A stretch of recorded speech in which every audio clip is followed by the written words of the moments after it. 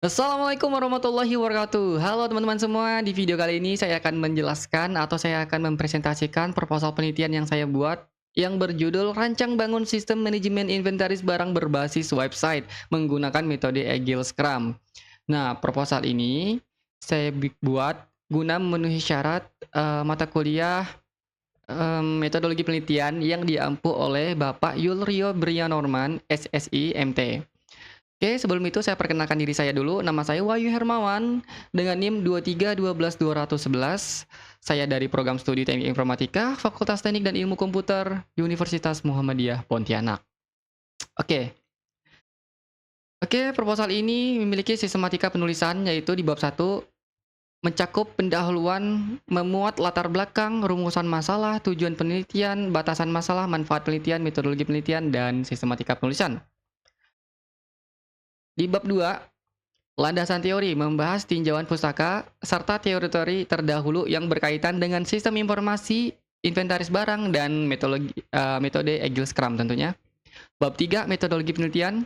Metode penelitian ini menjelaskan jenis penelitian, teknik pengumpulan data, tahapan pengembangan sistem, serta alat dan bahan yang digunakan selama penelitian berlangsung. Oke, next. Nah, bab 1 pendahuluan, latar belakang. Divisi IT support di banyak perusahaan menengah atau bahkan perusahaan menengah ke bawah ya, masih mengandalkan catatan manual kayak buku, Excel, atau lembar kerja sederhana untuk mendata perangkat dan aset yang mereka kelola mulai dari laptop, printer, kabel jaringan, mouse, keyboard, mungkin ya saya tambahkan, atau hardware-hardware lain sampai ke lisensi software. Nah, cara kerja seperti ini terlihat cukup. Namun, ketika jumlah barangnya sedikit teman-teman ya, tapi apabila begitu jumlah aset atau barangnya bertambah dan permintaan peminjaman atau perbaikan data dari berbagai divisi secara bersamaan, ya, staf IT kerap kesulitan mengetahui posisi stok barang dan kondisi barang itu sebenarnya seperti apa. Barang yang sudah dipinjam kadang masih tercatat tersedia. Nah, ini nih teman, masih tercatat tersedia, namun pas dicek di gudang yang nggak ada teman-teman, gitu sementara. Sementara laporan kondisi kerusakan sering terlambat diperbarui karena harus direkap ulang secara manual dan di akhir bulan. Nah, kalau sistem ini tidak hanya di akhir bulan, bisa setiap 1 hari, berapa hari itu, bisa semua teman-teman ya. Oke. Di bab pendahuluan ini, ada rumusan masalah. Sebenarnya ada beberapa rumusan masalah, cuman saya masukkan 2 yang lebih penting ya, yaitu bagaimana merancang dan membangun sistem manajemen inventaris barang berbasis website, teman-teman ya. Terus bagaimana memantau ketersediaan stok, karena itu lebih penting. Kemudian batasan masalah. Nah, jadi program ini ada batasan masalahnya, yaitu sistem hanya mencakup pengelolaan aset milik divisi IT support saja, tidak ke divisi lain. Dan tidak mencakup aset divisi lain ya. Proses bisnis yang ditangani meliputi pencatatan barang, peminjaman, pengembalian, serta pelaporan kerusakan.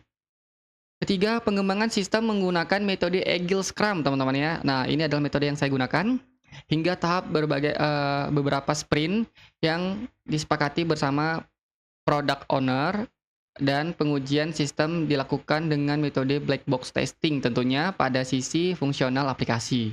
Nah, tujuan penelitian ini adalah penelitian ini bertujuan menghasilkan sebuah sistem manajemen inventaris barang berbasis website tentunya yang dapat digunakan oleh divisi IT support di kantor, di perusahaan, atau di manapun mereka berada. Karena sudah bisa dibuka di mana aja menggunakan internet. Proses peminjaman sampai pelaporan kondisi kerusakan sehingga informasi stok yang tersedia selalu mencerminkan kondisi yang sebenarnya, teman-teman ya, atau real time ya. Manfaat penelitian ini adalah bagi divisi IT support, sistem ini diharapkan dapat mempercepat proses pencatatan dan pemantauan stok barang hingga mengurangi risiko selisih data. Bagi penulis, penelitian ini menjadi sarana untuk menerapkan metode Agile Scrum secara langsung pada proyek pengembangan perangkat lunak. Oke, selanjutnya di metode penelitian di sini ada 2 konteks atau contents ya, konten A, konten B. Penelitian ini di konten A, penelitian ini menggunakan pendekatan deskriptif dengan studi kasus pada divisi IT support. Data dikumpulkan melalui observasi langsung terhadap proses pencatatan aset yang berjalan saat ini, wawancara dengan staf yang menangani inventaris, serta studi pustaka terhadap penelitian-penelitian terdahulu yang membahas tentang sistem inventaris dan pencatatan serta penerapan metode Agile Scrum. Tahapan pengembangan sistem mengikuti kerangka kerja Scrum meliputi penyusunan produk backlog, sprint planning, pelaksanaan sprint, sprint review, dan sprint retrospektif yang diulang pada setiap siklus sprint hingga sistem dinyatakan siap digunakan oleh pengguna. Nah, konten B atau konteks B terhadap pengembangan sistem mengikuti kerangka kerja Scrum, meliputi penyusunan produk backlog, sprint planning, pelaksanaan sprint, sprint review, dan sprint retrospektif yang diulang pada setiap siklus sprint hingga sistem dinyatakan siap digunakan oleh pengguna. Kemudian, bab landasan teori sistem informasi ya. Di landasan teori ini saya menjelaskan terkait tentang sistem informasi. Sistem informasi dapat dipahami sebagai kumpulan komponen yang saling terhubung untuk mengelola, menyimpan, dan menyalurkan informasi guna mendukung pengambilan keputusan dan pengendalian dalam suatu organisasi tentunya. Pada konteks pengelolaan aset, sistem informasi berperan menggantikan pencatatan manual dengan basis dan data terpusat yang dapat diakses oleh pihak-pihak yang berkepentingan kapan saja sehingga mengurangi selisih data yang biasa terjadi ketika pencatatan dilakukan secara terpisah oleh masing-masing staf. Oke, inventaris barang. Ini adalah gambarannya, sistemnya seperti ini teman-teman ya. Pengertiannya. Inventaris barang merujuk pada seluruh aset milik organisasi yang perlu didata, dipantau kondisinya, dan dikelola pergerakannya, baik saat masuk, dipinjam, maupun keluar dari penyimpanan. Pengelolaan inventaris yang baik mencakup pencatatan identitas barang, jumlah stok, lokasi penyimpanan, serta riwayat penggunaannya. Beberapa penelitian menunjuk bahwa pengelolaan inventaris barang berbasis website ini mampu mempermudah proses rekapitulasi dibandingkan pencatatan manual pada buku atau spreadsheet ya, Excel, terutama saat jumlah barang dan frekuensi transaksi cukup tinggi teman-teman ya. Mungkin kalau barangnya sedikit bisa pakai buku atau Excel ya. Kalau barangnya sudah banyak, beribuan atau ratusan, mungkin itu sudah harus pakai sistem yang sistematis. Kemudian ini adalah gambaran dari sistemnya. Sistem manajemen inventaris barang divisi IT support. Oke, metode Agile Scrum. Nah, saya akan menjelaskan metode Agile Scrum ini. Scrum merupakan salah satu kerangka kerja dalam pengembangan perangkat lunak Agile yang menekankan pengerjaan proyek secara interaktif dan bertahap melalui unit kerja yang disebut sprint.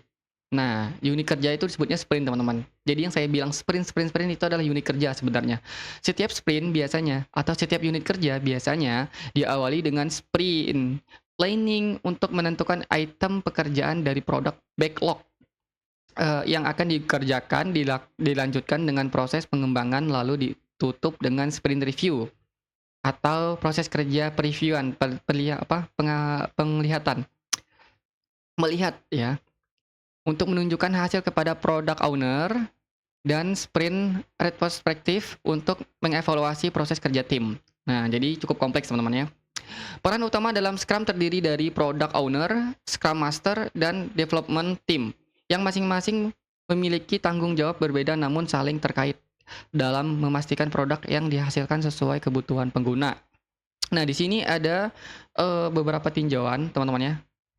Product backlog, sprint planning, sprint backlog, kemudian sprint 2-4 minggu, kemudian daily scrum, balik lagi ke sprint 2-4 minggu, lalu menuju ke increment produk baru, sprint review, baru sprint retrospektif ya.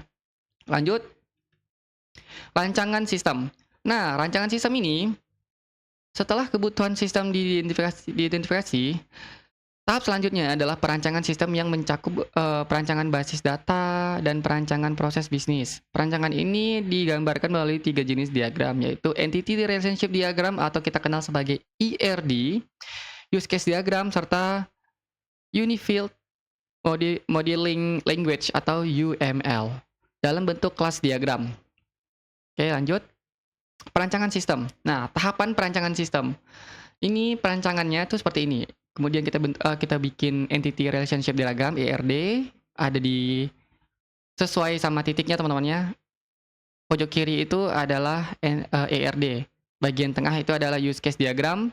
Bagian kanan itu adalah Unified Modeling Language atau UML. Nah, terus setelah itu kita langsung masuk implementasi sistem. Nah, di sini ada beberapa kategori ya. Mungkin teman-teman bisa pause videonya dan teman-teman bisa lihat atau saya zoom kali ya kalau kalian nggak kelihatan ya. Nah, di sini ada kategori pengguna, barang, peminjaman, laporan kerusakan. Nah, ini use case-nya IT support. IT support itu mengakses ya sistem manajemen inventaris barang, kembalikan barang, lapor kerusakan, ajukan peminjaman, login. Jadi sebelumnya IT support itu login. Setelah login nanti mereka bakal mendapatkan akses ketiga ini. Kemudian admin atau product owner. Product owner itu login dulu. Setelah itu product owner baru bisa melihat laporan stok real time, kelola data barang, kelola pengguna, dan verifikasi peminjaman. Nah, kemudian di sini ada user. Ini UML ya di dalam database. User, barang, peminjaman, dan laporan kerusakan. Oke. Kita lanjut. Oke, implementasi sistem. Tahap implementasi merupakan proses penerjemahan hasil perancangan ke dalam kode program menggunakan kerangka kerja Scrum, teman-teman ya. Sprint pengembangan dilakukan secara iteratif melalui beberapa sprint atau kerangka kerja. Setiap sprint diawali dengan sprint planning untuk memilih item dari produk backlog yang akan dikerjakan sekaligus menyusun sprint backlog.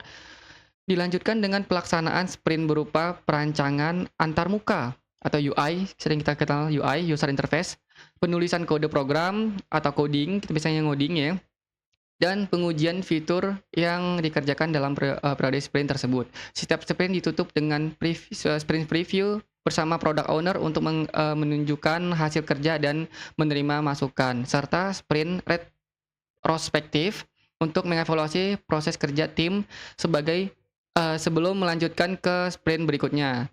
Rangkaian tahap ini diulang hingga seluruh kebutuhan pada produk backlog selesai dikerjakan.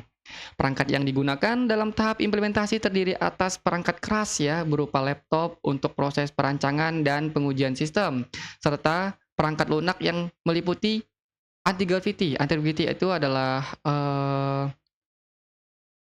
aplikasi untuk ngoding teman-teman ya dari Google ya. Nah, gratis. Kalian bisa coba pakai dan udah ada AI agent-nya buat kalian ngoding. Kemudian aplikasi Laragon sebagai local server, MySQL sebagai database, dan framework berbasis web untuk membangun antarmuka serta logika aplikasi. Pemilihan alat dan bahan ini didasarkan pada kebutuhan sistem yang bersifat web-based ya teman-teman, dan perlu diakses oleh beberapa pengguna secara bersamaan, secara real time, dimanapun. Oke, pengujian sistem dan perawatan sistem. Pengujian sistem di sini, pengujian sistem dilakukan menggunakan metode black box testing, teman-teman ya. Untuk memastikan setiap fungsi utama seperti pencatatan barang, proses peminjaman dan pengembalian, laporan kerusakan, serta pemantauan stok berjalan sesuai dengan rancangan yang telah ditentukan pada tahap sprint planning. Nah, pengujian dilakukan pada setiap akhir sprint sebagai bagian dari sprint review. Nah, jadi nanti sprint planning dulu untuk di-review teman-teman ya, hingga fitur yang bermasalah dapat segera diperbaiki sebelum masuk ke sprint berikutnya. Oke, maintenance atau perawatan sistem. Tahap pemeliharaan dilakukan setelah sistem selesai dikembangkan dan digunakan oleh divisi IT support. Kegiatan pemeliharaan mencakup pemantauan kinerja sistem secara berkala, perbaikan bug yang ditemukan setelah sistem digunakan, pencadangan atau backup, ini penting ya, basis data secara rutin, serta penyesuaian atau penambahan fitur apabila terdapat perubahan kebutuhan dari pengguna di kemudian hari. Pemeliharaan yang dilakukan secara berkala diharapkan dapat menjaga kendala sistem dalam jangka panjang. Oke, thank you, semoga bermanfaat ya, presentasi ini buat teman-teman semua. Bagi penulis, penulis berharap atau saya sendiri berharap semoga presentasi ini atau video ini, bermanfaat buat teman-teman semua untuk membuat proposal penelitian kalian. Tentunya proposal ini jauh dari kata sempurna, karena sempurna itu tentunya milik Tuhan Yang Maha Esa. Kalau ada kata-kata yang kurang enak atau kata-kata saya yang salah, saya mohon maaf dan saya mohon pamit undur diri. Assalamualaikum warahmatullahi wabarakatuh.